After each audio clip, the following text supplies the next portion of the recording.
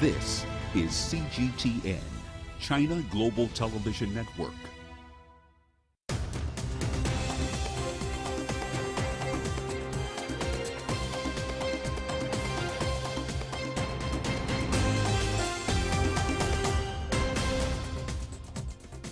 Hello and welcome to China Global Television Network. This is The World Today. I'm Hannah Viviers in Nairobi. Your top stories. The China-Laos high-speed railway opens with a launch ceremony in Kunming. Malaysia, the latest in over 30 countries to detect the Omicron coronavirus variant.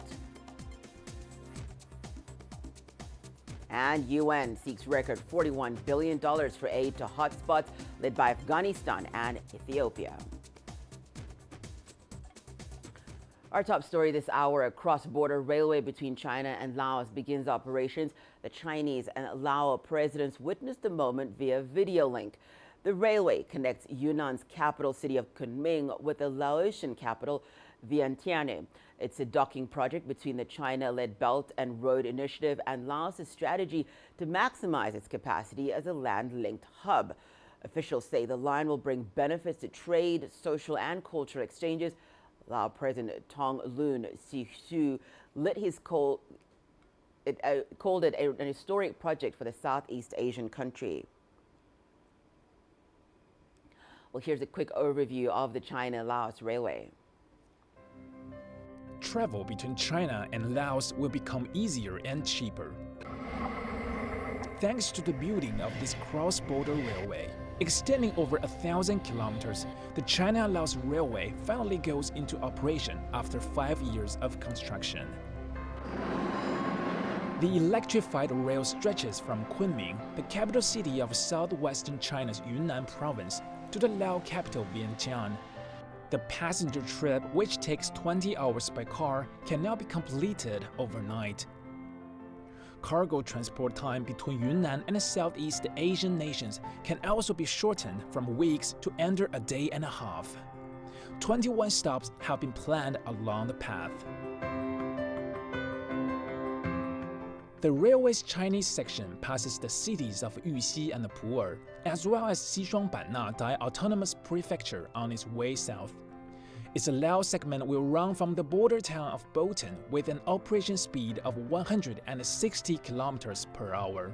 The construction has cost about $8.7 billion.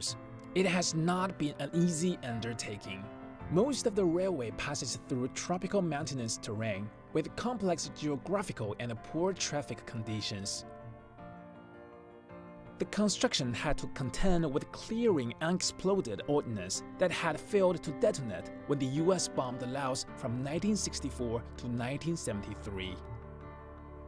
They also make sure to take care of the environment by minimizing the railway track's impact on wild elephants.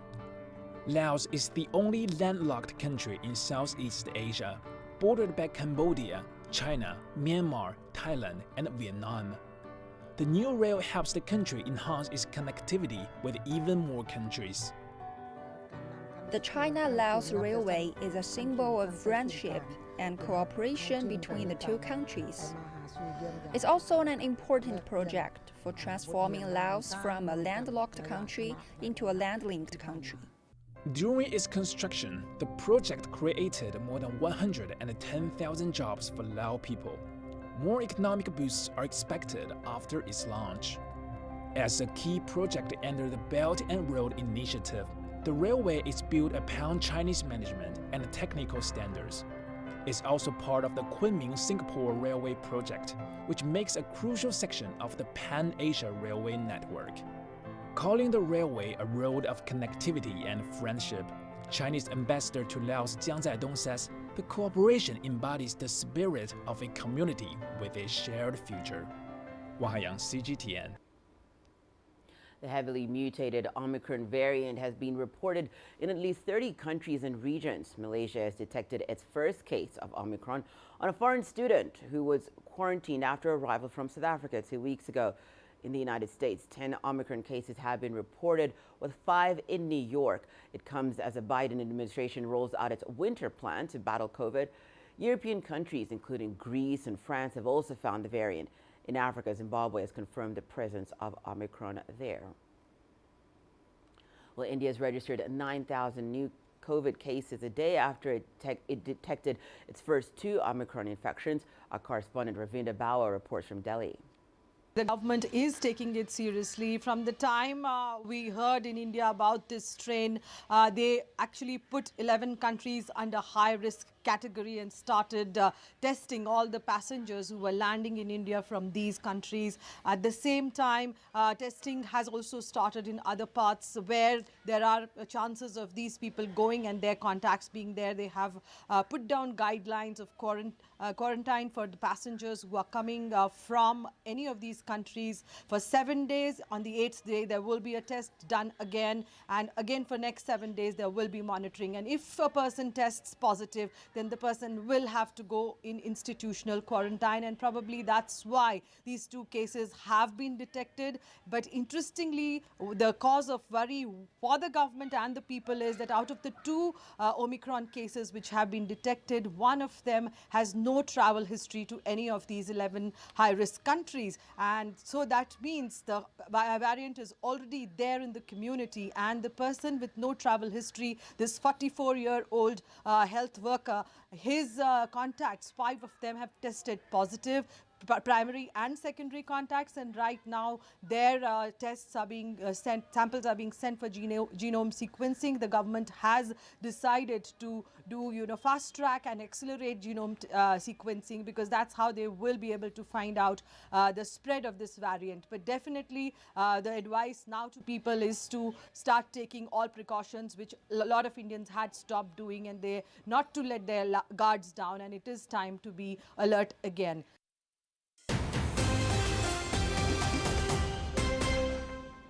The UN is appealing for $41 billion. It says the money is to provide life-saving assistance next year to about 183 million people worldwide caught up in conflict and poverty.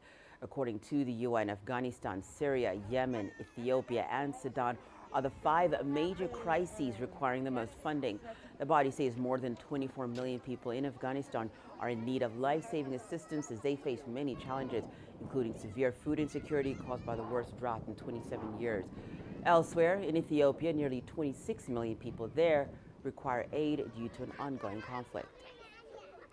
There are 45 million people at risk of famine worldwide in a selected number of countries where food insecurity is at its highest. And this number is arrived at by an objective estimate led by the Food and Agriculture Organization in these many countries.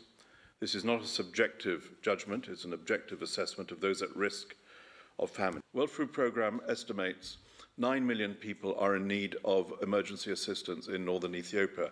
Northern Ethiopia, as you know, meaning Amhara, Afar, and Tigray, the 3 regions that comprise the north of that country. Of those 9 million, about 5 million are in Tigray, which, of course, has not received the kind of level of humanitarian supplies for many, many months. Well, as we heard, Ethiopia was mentioned in that report, and speaking to us from Ethiopia's capital in Addis Ababa, Giram Chala now joins us. Giram, that report saying that protracted conflicts and instability are hitting the most vulnerable people first and worst, especially in Ethiopia. How are Ethiopians affected by this conflict, and are the affected areas able to access aid?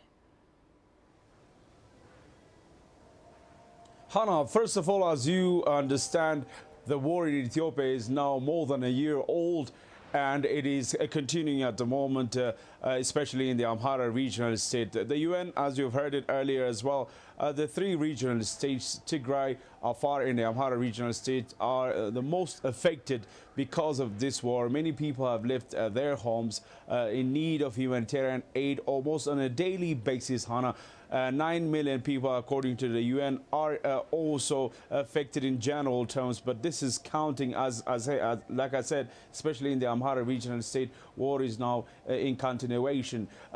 So the effect of the war is simply imaginable, and these people need humanitarian assistance both from the government side and the international community. Now, delivering aid has been a problem for a long time. The Ethiopian government has been complaining about that due to lack of trucks and also accessibility because of the ongoing war that the rebel force have waged. The rebel force is saying that they are in a chokehold because of the government's decision not to allow food aid to be delivered. And the UN is actually saying that people need to be given food services, otherwise a catastrophe can happen. Now, the good news, however, Hannah, is that according to the Prime Minister's office, hundreds of trucks are now crossing to the Tigray regional state. The Amhara regional states, especially the places where war is now subsiding, are gaining food access, especially in those areas the Ethiopian National Defense Force have captured. Lalibela city, the historic city, included.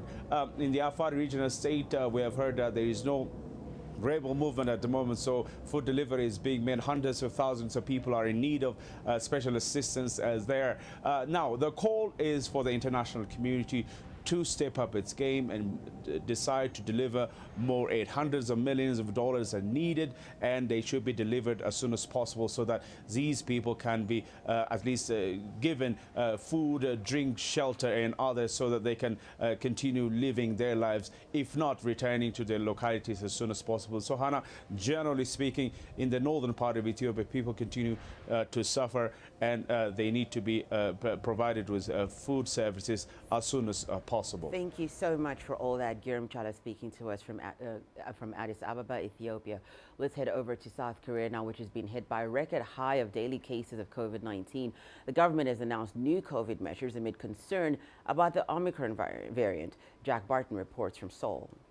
We've seen some new measures introduced that are the toughest that South Korea has seen to date. Now, the rollback affects things like quarantine. There'd been no quarantine here for the past month for people who are vaccinated coming in. That's been reversed. There'll now be a 10-day quarantine. Another rollback measure is social gathering sizes. They have shrunk across the country, the tightest being in Seoul and surrounding areas, down from 10 to 6. And then there are those tough new measures, and that is the expansion of the mandatory vaccination scheme. So some places already you needed, like nightclubs, bars, karaoke venues, you needed to show proof of vaccination or a recent negative test. Now, the Prime Minister says that's going to be greatly expanded to cover things like restaurants and cafes. And that means effectively you can't go out in South Korea unless you are vaccinated or have that test. But more than 80% of the population is vaccinated, double vaccinated, and they're moving through teenagers. That's the phase, so they'll be exempt until February. And all of this because numbers have really crept up. It had been around 2,000, but during living with COVID, it's gone up to about 5,000 a day. The Omicron variant has been detected in 6 cases so far, but most importantly, the number of critical patients has really climbed up, and it's more than 700 at the moment, and that is putting a test on the hospital system here. Well, that's it for this edition of The World Today. Our correspondents Angela Coppola in Johannesburg and Trent Murray in Berlin are standing by for more stories making headlines across Africa. Coming up next on Africa Live, do stay tuned.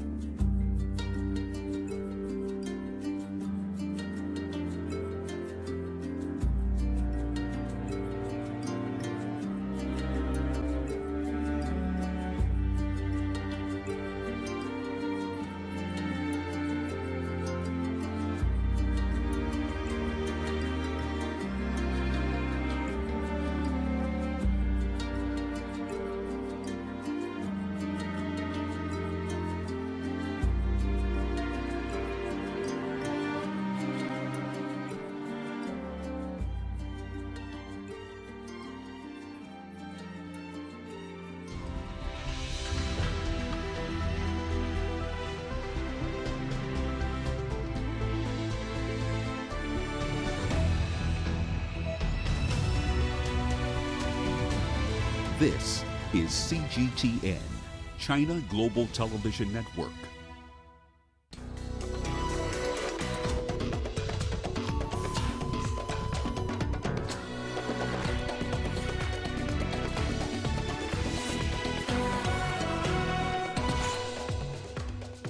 The UN seeks record $41 billion for aid to hotspots led by Afghanistan and Ethiopia. South Africa's President Cyril Ramaphosa says Omicron travel restrictions unscientific. And campaigns end ahead of Saturday's Gambian presidential election. Hello and welcome. You're watching Africa Live. We're coming to live from Nairobi. I'm Hannah Viviers. Few more stories making headlines. In business, Angola opened its doors for more investment across a range of industries. And in your sport, convicted ex-chief of World Athletics, Lamine Diack, dies at age 88.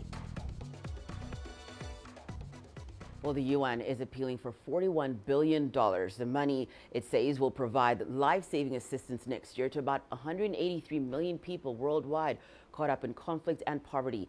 CGTN's Daniel Arab Moy reports.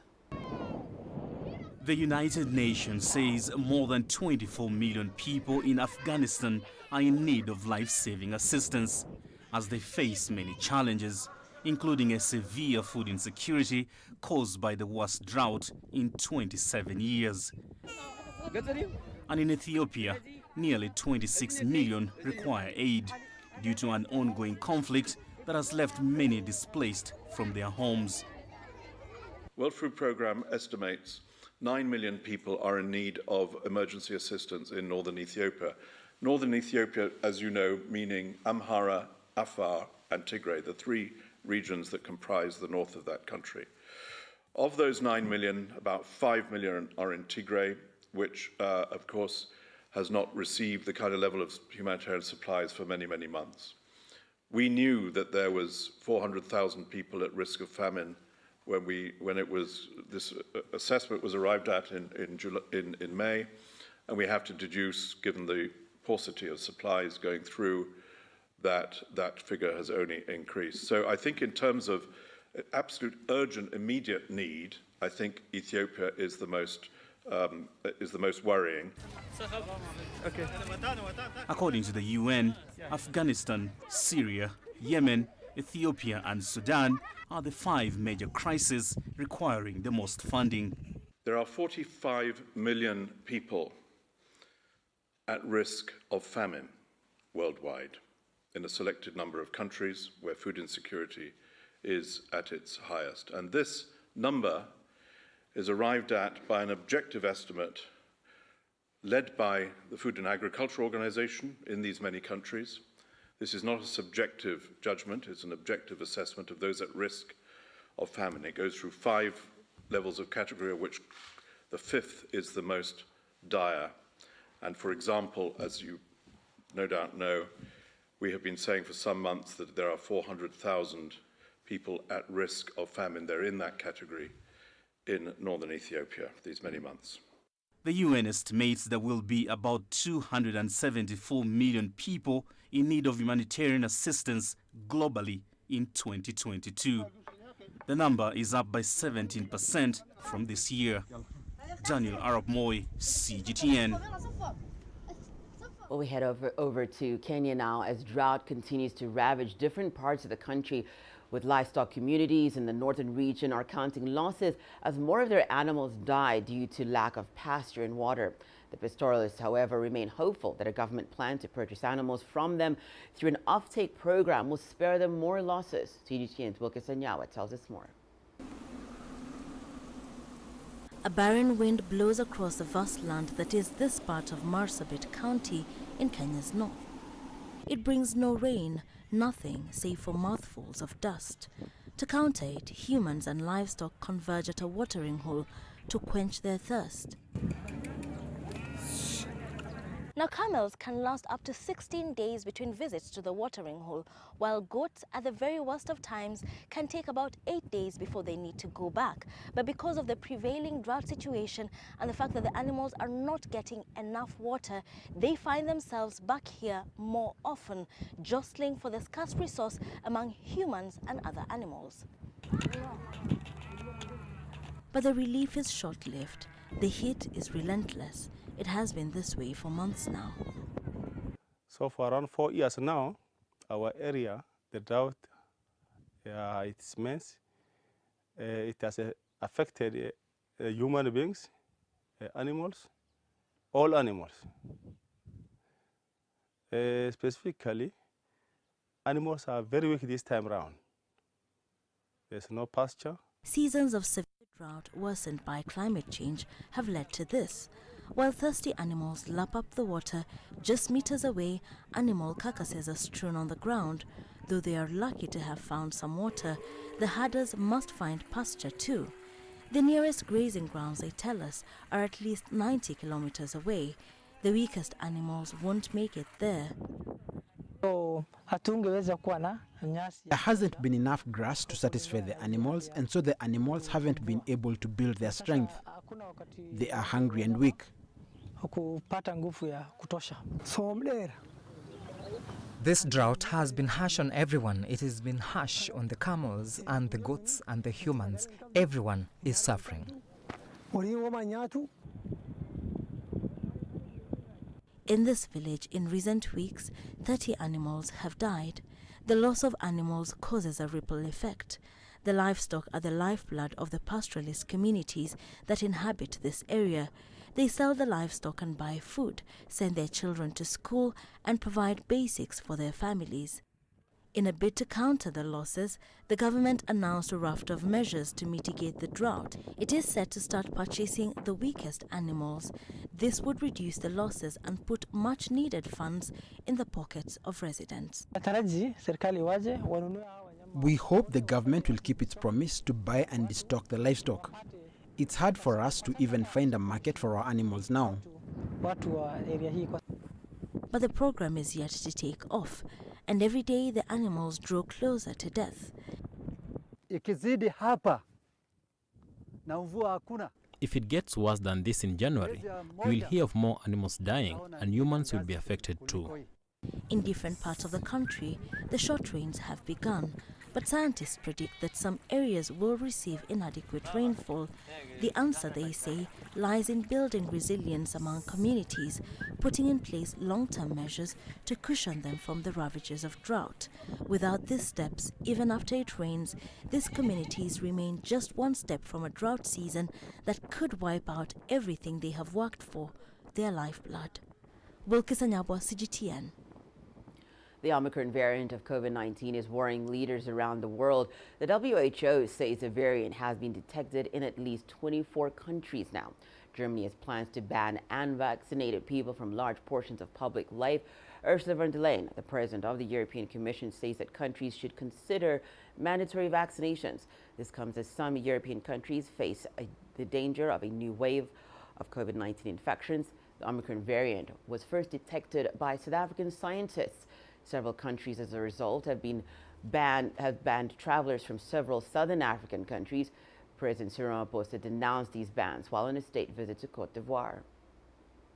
Whilst we respect the right of every country to take measures to protect their people, the sustained global cooperation we need to overcome the pandemic necessitates that we are led by science and not by emotion and not by political considerations.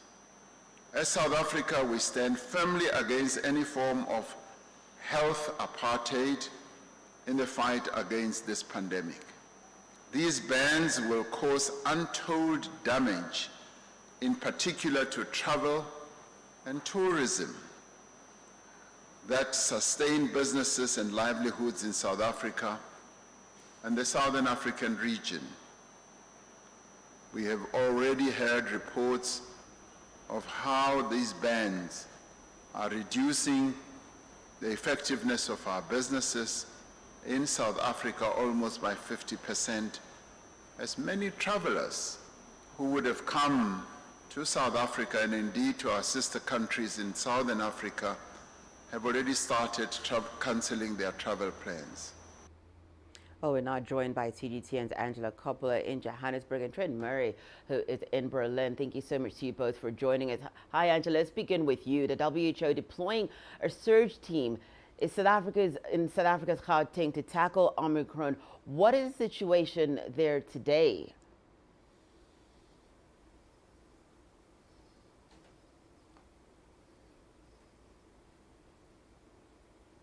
Well, Hannah, Gauteng is definitely the epicenter. The percentage testing positive this week was the highest in Gauteng at 15.9%. That was followed by Limpopo at 9.2%, Northwest at around 8%, and Mpumalanga at around 5.6%. And we are now officially in that fourth wave with 7 provinces reporting marked positive increases. The highest percentage testing positive was observed in, strangely enough, kids between 10 and 14 years old. And that was at around 15.8% of that total. Anecdotally, we're hearing that in the Gauteng hospital, the majority of those infected kids had parents who, guess it, hadn't been vaccinated. So in summary, the country overnight looks like this. National vaccination rate is sitting at 36.8%. There were 11,535 new cases. Positivity rate around 22.4%, and 44 new deaths were reported. We don't know how many of these infections and deaths can be attributed to Omicron yet. That's going to become clearer in the next 2 weeks or so. Hannah? Well, Trent, let's bring it to you. Hi there. What is the latest on Omicron cases in Europe? Well, Hannah, the search really continues across Europe, trying to find more cases. We are hearing that more are emerging in places like France, Spain, and here where I am in Germany. So there is lots of testing now going on across the European Union, trying to determine if there are any more outbreaks of Omicron. But we have also heard overnight fresh analysis from the European Centre for Disease Control, which says their mathematical modelling does predict that within coming months, Omicron will become the dominant variant here in Europe. It is worth noting that the cases that have been detected so far have largely been mild cases or asymptomatic in terms of symptoms, but nevertheless, authorities here are continuing the search and also importantly going over old testing data to try and detect when Omicron was first in Europe. It is worth noting that analysis out of the Netherlands indicates it was already there before South Africa alerted the World Health Organization that it had detected this new strain. Angela, I want to bring it back to you.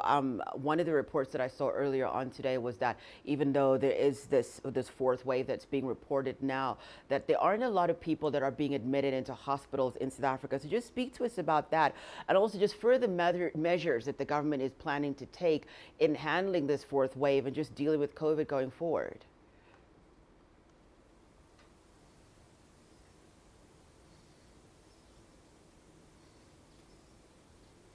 Well, Hannah, during a briefing that we sat in this morning with the health minister and his team, we're hearing the minister tell us that it's time to get vaccinated, and those who haven't had their second doses to get them done urgently. We understand there's been a marked increase in the number of people getting vaccinated since Omicron was identified, which is good news. The health minister, that's Joe Patla, says government is monitoring the situation and advised people to follow the basic rules. Of course, we know what they are: sanitizing, social distancing, and vaccinations. If people do the right thing, the likelihood of a successful festive season is high, and that's according to Patla, implying that the government is closely watching that situation, watching those vaccination numbers, and also the infection numbers, as well as the positivity rate. And there's no doubt that they'll impose lockdowns if this gets out of control. We haven't yet heard if President Ramaphosa's so-called COVID Command Council is going to actually meet this weekend. That's normally a precursor to a presidential address, and that will probably mean a change to a more severe lockdown levels. But something last seen that we have seen in South Africa was during the third wave, when we went into that lockdown level that basically banned all travel cross-border or cross provinces as well. So at the moment, we have to wait and see if those numbers go in the right or the wrong direction to see whether we're going to be upgraded or downgraded in terms of lockdown levels. Hannah? Trent, you're in Berlin. The EU saying that the European Union countries should consider mandatory vaccination to combat COVID. What are governments in the region doing to combat Omicron? And also, just what are they saying, or what are you hearing them say about the suggestion to make vaccinations mandatory? Yeah, well, we are increasingly hearing this suggestion that mandatory vaccinations may soon be a feature of Germany's and Europe's European approach to coronavirus. Both Ursula von der Leyen has said that is a discussion that needs to be had, and also the incoming Chancellor here in Germany, Olaf Scholz, has said it is something that he probably will look at least early next year. It is, of course, comes as many countries in Europe still face lower than anticipated vaccination levels. I've just heard in the last hour the health minister here have a press conference where he said we should have done a better job forecasting what would happen if we allowed so many people to remain unvaccinated. So the push is now on to also get booster vaccines out as well. Certainly there's been a big uptake in boosters in recent days, but also targeting unvaccinated people with fresh restrictions. Angela Merkel, the outgoing Chancellor, holding a meeting yesterday which saw new restrictions brought in which will basically ban unvaccinated people from doing all sorts of things out in public, like going to the gym or a restaurant or to the cinema. So I think that clamping down approach is designed to try and encourage people to get their shots, but it is of course a controversial one. Leaders across Europe say all measures need to be on the table to battle this resurgence. Thank you so much, Trent. Thank you so much, Angelo. Trent Murray speaking to us from Berlin, and Angela Coppola was joining us from Johannesburg. Well, meanwhile, the World Health Organization is deploying a team to South Africa's Gauteng province. The province is the epicenter of an outbreak of the Omicron coronavirus variant. The WHO team is there to help the efforts to respond to the outbreak. We are also working closely with countries to step up response to this new variant. In South Africa, where WHO has already a team working in genomic sequencing, we are deploying a surge team in Gauteng province to support surveillance and contact tracing. Well, organizations like the World Health Organization have long warned about the dangers of vaccine inequality. With the discovery of the new Omicron variant, calls for equal vaccine distribution have been renewed. Among those raising the alarm is Ngozi Okonjo-Iweala, the Director General of the World Trade Organization. Let's take a closer look at some of the figures worrying experts. Data from the IMF and WTO shows that the U.S. has secured 248% of produced vaccines as a percentage of its population. The same rate is only at 56% for Kenya and only 30% for Mali. In Africa, less than 10% of its population is fully vaccinated.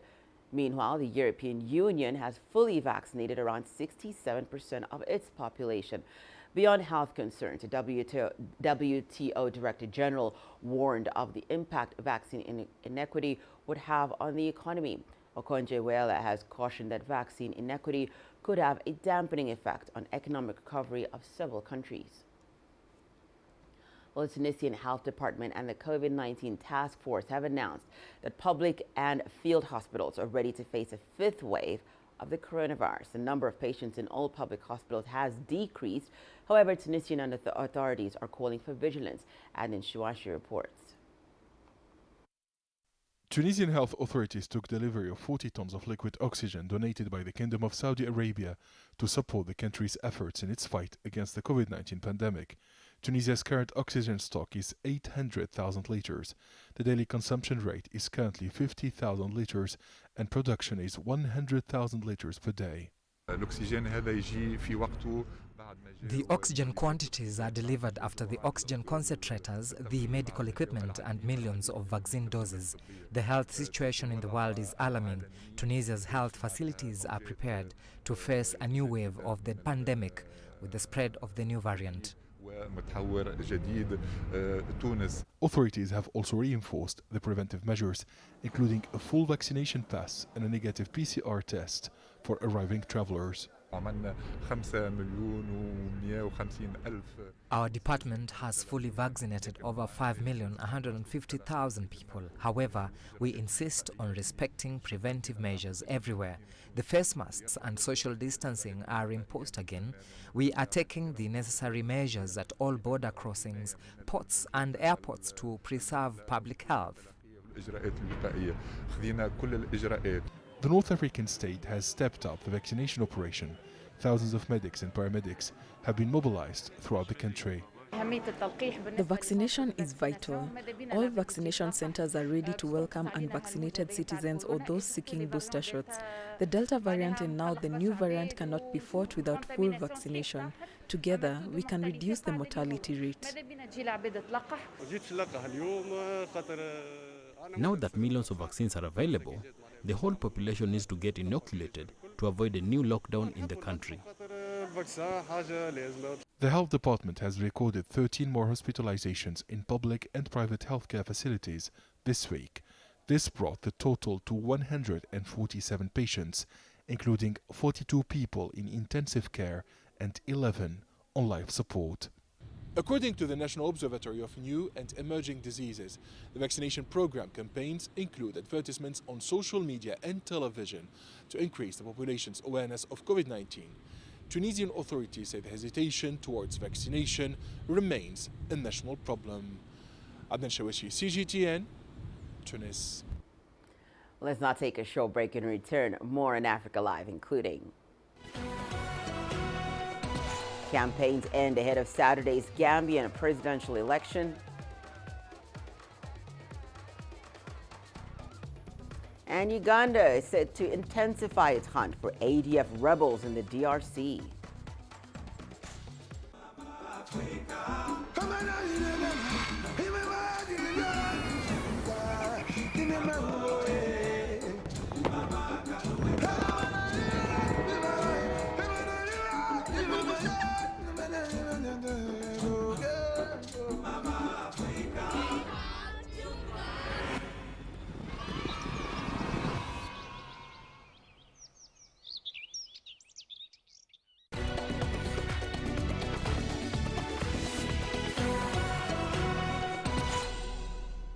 Welcome back. You're watching news making headlines right here on Africa Live. We go to Libya now, where a court there has ruled that the son of the late leader Muammar Gaddafi can run for president.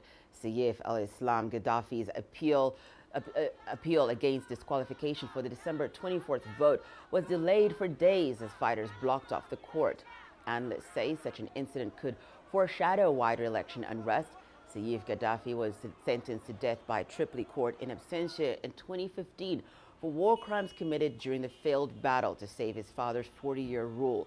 His supporters gathered in front of the court to voice support for his presidential bid. Truth has prevailed. Figureheads of the anti-Gaddafi protest testified that the judiciary was independent under Muammar Gaddafi's rule. They said the truth themselves clearly. Thank God, these masses support Saif al-Islam Gaddafi. The southern Libyan city of Sabha has been for the past week the center of tension in Libya. This is where Saif al-Islam al-Gaddafi announced his presidential candidacy from. Yet after the son of former Libyan President Muammar Gaddafi was disqualified from the December 24 presidential election, Saif al-Islam had announced his intent to appeal against the elections committee disqualification of his candidature. Militias surrounded the Sabha court to prevent his legal team from appealing against the elections committee verdict. For 5 days, all judicial activities at the court were halted. Frustrated by the forceful move, Gaddafi's supporters threatened to push the militias away by force. Alarmed by the possibility that Libya could once again fall into violence, the UN support mission in Libya warned about the court siege, and so did the interim government. After the Libyan army pushed the militias away on Tuesday, the Sabha court has now ruled in favor of Saif al-Islam and allowed him to run. The run-up to Libya's crucial elections has been chaotic so far. The country doesn't have clear-cut regulations that guide the polls. Laws which the Eastern Parliament passed shouldn't allow interim Prime Minister Dbeibeh to run for president, yet the Elections Authority has allowed him to be in the race. Moreover, the recent incidents surrounding Libya's presidential election, especially the tension in Sabha, have shown how fragile the Libyan ceasefire is and how militias still have the power to interrupt the vote. Adil Mahroui, CGTN, Cairo. Well, we head over to Gambia. Well, Gambians are gearing up for their upcoming presidential election. Incumbent President Adama Barrow is among the 6 candidates looking to vie for the presidency. It'll be the first time in over 2 decades that former President Yahya Jammeh will not be on the ballot. Jammeh led the country before fleeing to Equatorial Guinea in 2017. Barrow has since served as the Gambia's president. On the campaign trail, he has pledged to to build hundreds of miles of roads as well as deliver uninterrupted electricity to the entire country by 2023. Campaigns closed on Thursday with a presidential election set to take place on Saturday. What I can say is my life has been changed because in 2016 I was not earning much. I was just earning a little, less than $50. But now I'm earning more than $150 or $200 per month. So basically I can say it's not slowly but surely. The president has made a lot of impact in the development agenda of our life. We're now joined by Achike Chude for more on that. He's an African affairs expert based in Lagos, Nigeria. Thank you so much for joining us, Achike. Gambians going to the polls tomorrow. What are your thoughts on President Barrow's tenure so far?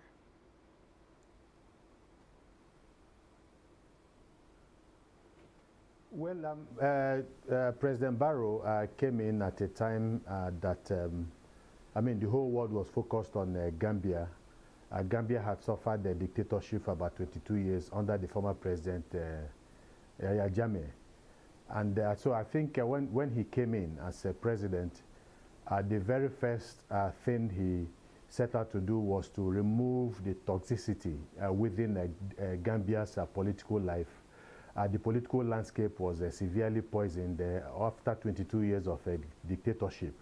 And so he needed to ease off the tension in Zambia, and I think he did remarkably well. He was able to free political prisoners.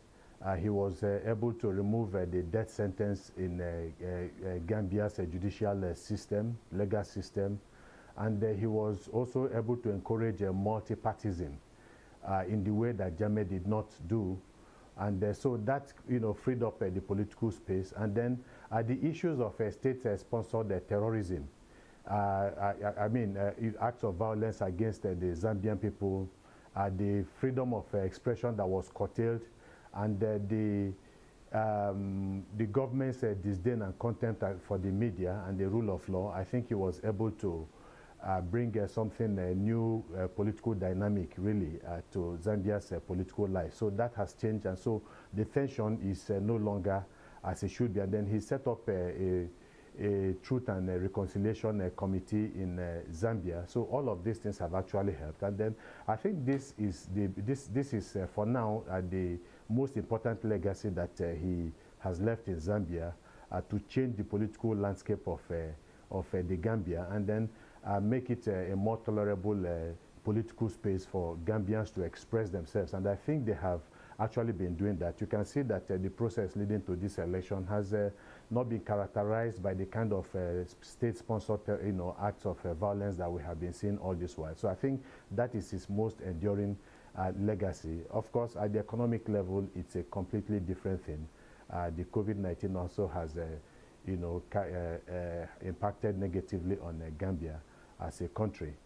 But politically, he has done well, very well. Thank you so much for that, Achike. Achike Chude is an African affairs expert, and he's based in Lagos, Nigeria. Well, we head over to East Africa, where in Uganda it's saying it's intensifying its hunt for the Allied Democratic Forces rebels days after launching an attack on their bases in eastern DR Congo.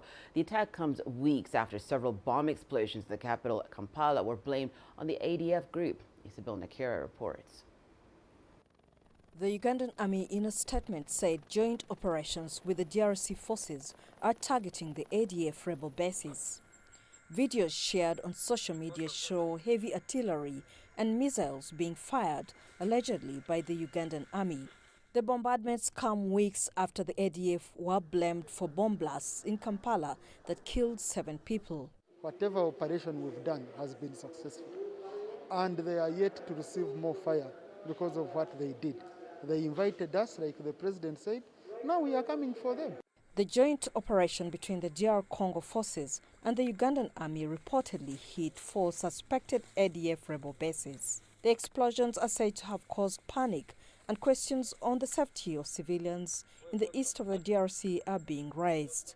From the amateur videos we see, it just seems to be, let's say, Katyusha, rockets fired, sort of what seems to be an empty space, but then I guess military people will say, yes, that's what it looks like to civilians.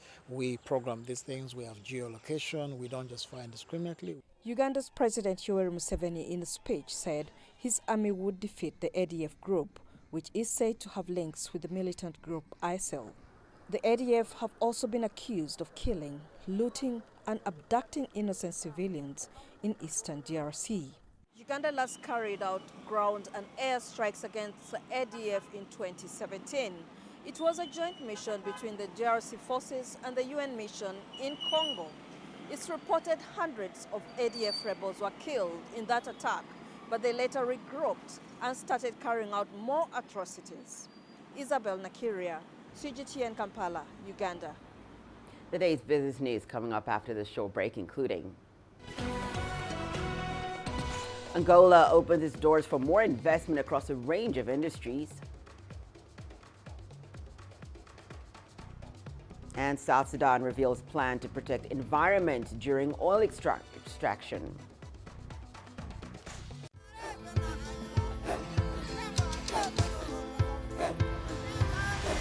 Africa is a continent of diversity, with varied climates and enchanting geography, and a people so distinct, but with a shared enduring spirit. We are at the heart of the continent to bring you the untold stories. Let's have a look. We celebrate Africa as it shapes its own destiny.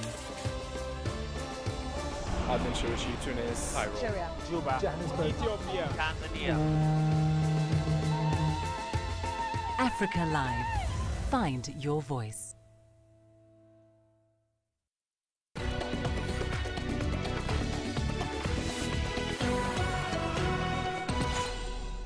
We begin our business coverage in Angola, where the Investor Support Office in the Luanda-Bengo Special Economic Zone has recently opened its doors to attract and assist potential local and foreign investors looking to get involved in Angola across a range of industries. CGTN's Angela Coppola reports.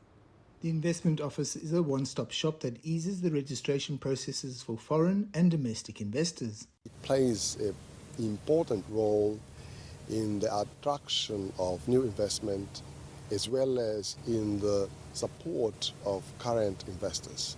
Now, this is part of government mission and the mission as well to create and to offer better market condition, better business environment, like to make business registration and business management easier. The office serves a dual role, assisting investors to get their businesses off the ground and acting as a government support structure for citizens in the area. People around here, this area, they're knowing the existence here from Gaia, and they're coming, they're passing the word telling, there is a guy, they have some service available, like guichet, like the tax service, and people are coming slowly, but they're coming. Government services are being established across the country as it begins to gear up for economic growth. The people are happy, very happy, because there is not this service here around a lot, and the fact that they're all together in one building is a plus, for the people. They can solve everything here. Investors have, since the beginning of November, got a one-stop shop where they can get all their business sorted out so they can start operating within the Z, which is the Special Economic Zone in Luanda. I'm Angelo Coppola for CGTN in Luanda, Angola. Well, South Sudan says that it is taking steps to protect the environment even as it extracts oil to develop the country's economy. The government depends on oil revenue to fund almost 98% of its budget. It's targeting to increase crude production to more than 300,000 barrels per day by 2023. CGTN's Patrick Oyet reports from Juba.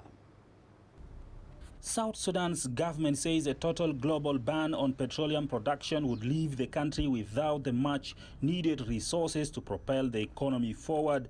This comes at a time when 7 European countries have pledged to stop support for fossil fuel projects abroad.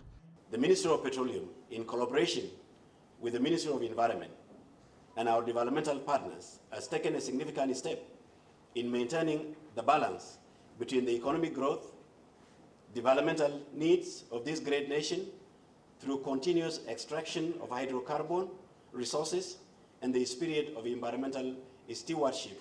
The effects of climate change resulting from activities such as oil extraction and the use of petroleum are not sparing South Sudan's environment. The United Nations reports that nearly 1 million South Sudanese people are displaced this year due to the flooding. Crops and livestock have been washed away as well, exacerbating an already dire food security situation. Water pollution from oil is also killing off livestock.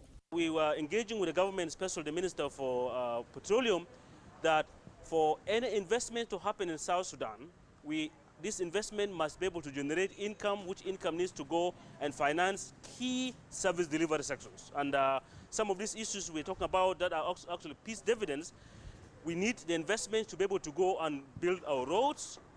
We talk about electricity, we talk about the health sector, we talk about the education sector.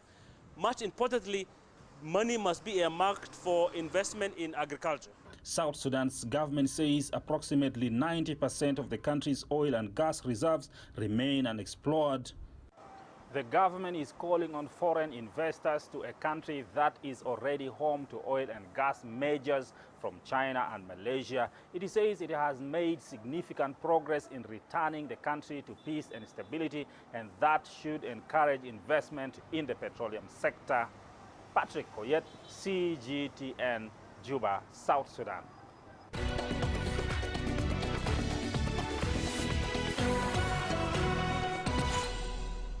Well, let's now take a look at what's happening in the world of sport. Lamine Diack, the former head of the World Athletics governing body, died at his home in Senegal on Friday at the age of 88. Diack was convicted of corruption last year. He led the Association of Athletics Federations from 1999 to 2015, during which he was later found guilty of running a clique that covered up Russian doping in return for millions of dollars in bribes. A French court sentenced him to 4 years in prison in 2020, but he was never jailed. He remained under house arrest and was later released on bail. In an exclusive interview with CGTN Africa in January of 2020, Papa Massate Diack, Lamine's son, addressed concerns about his father's health during the trial period. During this trial that began in France on Monday, we saw your father in pictures looking a little bit frail and in ill health. Is it something you're worried as a family that his health is deteriorating very fast? The age is finding himself insulted, and he thought that day, that will be the D-Day for the trial, after waiting for 4 years. And then they said to you, sorry, sir, we have to wait for 6 months. Oh, he asked to be allowed to come back to the country for 10 days because his elder brother is just turned 100 years old. They said, no, we cannot let you go. If anything happened to him, France will be definitely responsible for that, and we will deal with that matter on due course. If anything happened to him, that I can tell you that. Well, now to South Africa. After being postponed from its traditional slot due to COVID-19, the Red Bull King of the Air competition has returned to Cape Town to the delight of fans. The prestigious event is a highlight in the big air kiteboarding calendar, but is also an important platform for local talent. CGTN's Julie Shire brings us that story. The Red Bull King of Air competition is considered to be the pinnacle of big air kiteboarding. And it's precisely here on this beach with this backdrop that when the weather window opens and powerful Cape winds blow, that the magic happens. Cape Town's infamous southeasterly wind, known as the Cape Doctor, provided the best conditions for South African champ Joshua Emmanuel. This was my 5th time competing in the event. The one thing that makes this place really special are the winds that we get in Cape Town. We get the prevailing southeast winds, and when it does blow, generally it blows quite hard. Anything from 30 to 50 knots. So for the Red Bull King of the Air this year, it was super good conditions and got my best result yet. This year's competition saw Joshua Emmanuel go up against 17 of the world's best kiteboarders, ending up in the semi-finals. For me, having the event here in South Africa is super special. One, just because it's home turf. You know, when you're riding and you look back at the beach, you know, there's 7,000 people, 8,000 people on the beach, and of which 6,000 are locals, and you know that they've got your back in the water, you know, and that's what also allows me to push myself a little bit further, and I think that might have also been a big reason to my success this year. Judges were looking for riders who brought height, power, technicality and innovation. We are looking for riders to go as high as possible and as extreme as possible. So once the riders are jumping above the ships or above the horizon, we know that they're 20, 25 meters high. So we often, as judges, use the horizon as a reference point.